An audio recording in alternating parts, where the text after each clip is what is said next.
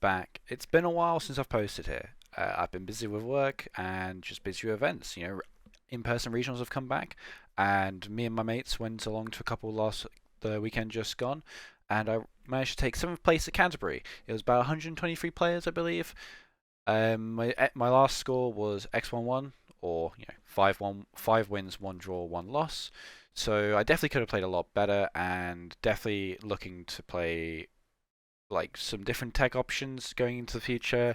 Saw some interesting lists from the winner of the event, Gabriel Nets, as well as some other events that have topped some other places in the last weekend. So we're going to make some changes, but I'll show you the list of what I played for my X11 7th place regional profile for Canterbury. Right, so I played Lyrilusc Tri-Brigade at the regional. It's something that I've picked up recently because Bird Call is the correct card, I heard, and thought I'd give it a whirl. I've played it for a couple of weeks at locals, and thought it'd be good enough to play at regional. So we'll start off with the main deck. We'll leave side and extra for later, even though those are, side is sort of format dependent. The main deck is mostly pretty linear, with what cards people choose to play. But we'll go with the engines. So Lyrilusc first. I chose 3 Warbler, 3 Beryl. I'll talk about this in a second. Let's move these out of the way. Talk about Beryl, 3 Beryl in a second. Double Cobalt, double Swallow, double Wag. So in terms of the engine, this is pretty standard. There's a few things I've seen people sort of swapping about on are the 3rd Beryl, the 3rd Cobalt, and like the 2nd Wag. Some people are only playing 1, some people are playing 3 Cobalt and 2 Beryl. I think I do agree with people playing on 1 Wagtail. It's the one you want to see with the other birds like the least, because if you see this plus Bird Call, like it's kind of dead. Like it's not doing anything that turn. Obviously, it's adding Bird Call for next turn, which is still good. Like the card is still good enough to play. It's just like you don't want to see it with like Warbler Beryl. Or Bell is probably fine, but you just sort of don't want to see it. You want to be able to search it later on in the combo. And some of the hands I had definitely had to start with Bird Call. In terms of 3 Beryl, obviously these two are the ones that combo with any other bird. So Beryl plus Beryl is a Beryl plus Beryl is a combo. Warbler plus Warbler is a combo. Then plus each other is a combo. But obviously them plus other ones is the best options. 3 Cobalt is probably correct moving forward because you sort of do just want to see it in your opening hand as often as possible, so that like they can't stop your Fractal to send it or stuff like that. Something I've got to play around, but that's like my Lyrilusc engine for the event. In terms of Tri-Brigades, a little bit, again, mostly linear, but I've changed something about it. So 3 Fractal, I'm only playing 2 Nerval and a Keras and a Kit. So the 2 Nerval was, the thinking behind it was, it's something you kind of want to search it off of Recital or Cobalt, like early. You don't really want to be opening it, because like if you open it, it's one less search you have to do, but like talking to friends and watching profiles, like it does make sense just to be at 3, because it is just a good normal summon on its own. So I think I'll be bumping this up to 3. But my idea behind it was like not bad. And 2 isn't awful, it's just it's probably better at 3. That's why people would play it at 3. Obviously, the 1 Avian, I'm not playing any. There's no 1 of Crow and there's no Barrier Statue. Barrier Statue is bad this format. I think for all the boards that Barrier Statue, like all the decks that Barrier Statue are going to beat, Avian plus the rest of the board is just the same thing, and they get beat by the same cards. Dark Order, Droplet, stuff like that. So realistically, they're kind of. I'd rather have this against stuff that isn't like against wind decks. This is better, and against sort of just more rogue stuff, I feel like this is better. And the reason for no Crow was I'm already at 41, so I thought I'd just cut it. I wasn't searching it very often, and like it doesn't come up a whole lot. Time for spells. So our 3 ofs, we've got 3 Bird Call, obviously. 3 Power of Prosperity. I'll talk about the option of pops in a second. 3 Dark Ruler no more. Double Chalice, called by 1 for 1, Tenki, Reborn, and Foolish as the spells. So obviously Bird Call's mandatory. Prosperity is really good because there are 3 cards in the extra deck. Like depending on going first, second, or situations, there are 3 cards easily to banish from the extra deck. Any more than that, and you're really struggling to sort of play on, like play turn 3 onwards. So Prosperity just lets you see 3 cards like from your main deck, and obviously post-siding it lets you see like way more cards like that you can potentially break boards with. Like if they don't negate Prosperity, and then you top deck and you see Dark Ruler or like Droplets or something like that off the top, they're just gonna be regretting their life decisions. Dark Ruler, I was playing a more like being able to play first and second build, so that's why I'm playing Dark Ruler. I would be on Droplets, unfortunately I can't afford them. Double Chalice is sort of the alternative to Droplets, but it's still a good card in its own right. It helps you sort of play through negates in your own turn, being chainable, kind of like Impermanence, but obviously you can't play Impermanence while you're playing the game. And then for the one-ofs, obviously Call By, obviously, one for one, obviously, Tenyi, obviously, like these three don't really need explaining. However, Foolish is sort of like an additional fractal, but it also helps with like sending like potentially Kit. If you do a different combo, you can Foolish Kit to send the Oath. And then Reborn is really interesting. Reborn has obviously like it's a power one-of, and has a lot of applications in the mirror. Obviously, you can reborn their Lyrilusc to get their effects for yourself. You can reborn sort of stuff like Baron or just negates in general. It's something that like a friend of mine was talking about before the event, and I thought I'd try it. No harm in trying it. It's a one-of that shouldn't really come up as a brick too often. It did in my last round, but that's just unfortunate. Now traps obviously is a pretty small lineup. We just got free Imp, Oath, and IO or Order. Imp is great.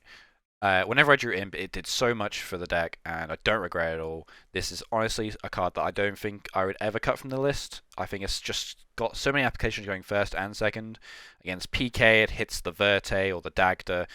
You probably want to do the Dagda instead of Verte because if you open Fusion Destiny, then obviously you can't Imp Fusion Destiny. You can Imp the DPE, but then it's up to them as to whether they DP in the standby phase, and there's just a load of like different scenarios where maybe Imping Dagda is just better. Oath is honestly a crazy spell. Crazy trap. We all know what it does, but it's obviously there for Dark Ruler and Droplets mainly.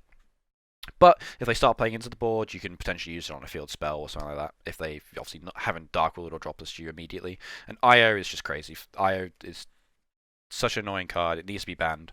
But we play it because it's good. So we'll go on to the extra deck.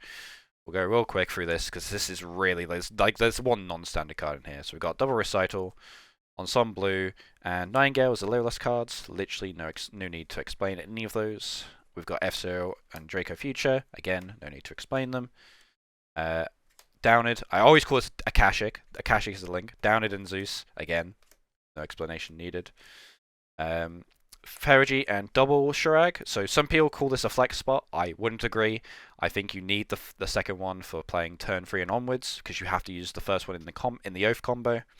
And also it's just a really powerful card. Like I don't think you could cut it.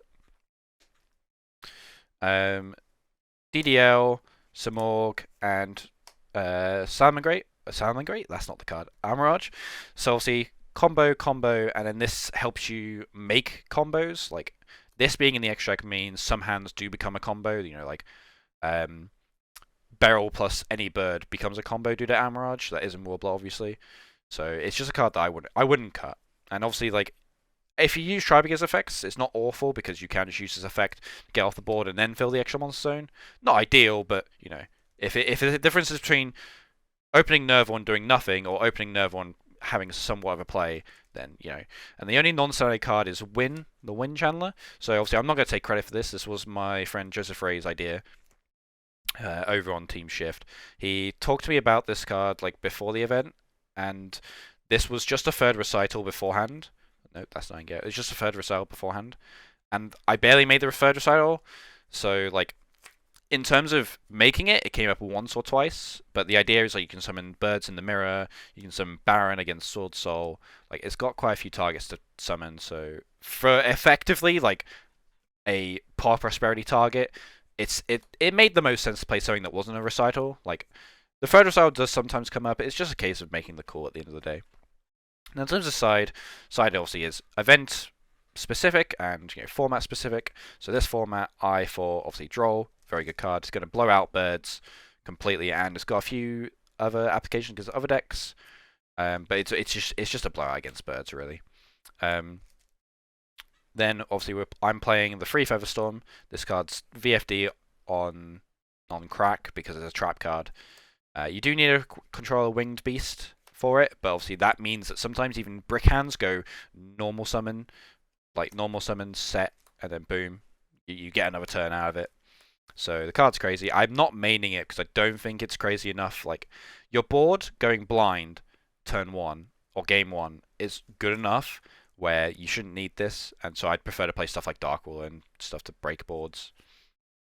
So I also played Free Mine for combo. Swordsoul can't out it because Blackout has to target 2 cards on your field. There is like also the application of you can play under boards quite easily and make a Nightingale, swing direct, make a Zeus, send their board. Obviously against Swordsoul you probably don't do that, but the issue is you have to assume they side in outs because good players do. So you can't just sit on it and wait. So in terms of back row, because I always side back for back row. Even if I don't think it's a back row format, I always side for back row at regionals because you have to. You can't just lose to it. I chose Cosmic as my quick play removal. Was playing a Storm, but I really missed just being able to chain it, like on floodgates and stuff. So I put in Cosmic for the regional. It's also got an application against PK. You can banish the Scythe with it when they go to pop it in the draw phase or the standby, or when you can chain it to DPE. So it's better. Obviously, it's a better thing in the draw phase because they target it with Bardiche, so you know what you're targeting. There was a whole situation with Cosmic and Scythe in Norwich where I played PK, but I won't get into that here. But yeah, I just think like if you're gonna play quick play, if you're gonna play Spell and Trap removal, it's either Storm because you're removing 5, or it's Cosmic because you're removing like Floodgates or Scythe. And then for the last 3 cards, we've got the back row brigade of Reboot, RPs, and Dark Simorgh. So obviously these two are obviously just the casual back row brigade cards. You know, you put them in against back row to just blow them out sometimes. But Dark Simorgh is a little bit interesting. This was a barrier statue before, but it doesn't do enough. So I chose to just play Dark Simorgh instead because game 2 and 3, when you know you're against back row, you can just if you can get to if you go first, obviously you make some more, make this, and now they can't play because the whole strategy revolves around setting cards. But if you play game going second, and if you're able to make enough plays to make a Zeus and then make a Simorgh, which does happen, you can do that. It stops them from playing the rest of the game, so it's just a good siding against back row. But I didn't side in I didn't play any back row. So, ending up siding for it did not matter. But that was my list. Overall performed pretty well. I was the pilot was the issue for sometimes. My last round was just monkey, but we won't talk about that because it's just we don't need to. But a couple shout outs. I want to shout out to Matthew Chen, for basically just building the deck for me. Leading up to the event, I basically got my list from him, and he helped me with a lot of the ideas and the theories. He helped me sort of teach the Oath combo as well, a few weeks back. So big shout out to Chen for sort of always helping me with lists. Shout out to Carl, Luke, and Joe from Team Shift. Carl, the driver for both events. Most of the time, it's the driver for me. I'm always going to the events with them, so I thought I'd shout them out. They're over on Team Shift. And obviously, I'd like to shout out Northampton locals, Mana Screw. It's amazing locals. If you live anywhere around Northampton, it's worth the drive. I often, do an hour and a half or more if I have to go via public transport to get there. It's honestly, I would recommend it. And big shout out to Mark over there. So thank you for watching the list, and I'll see you later.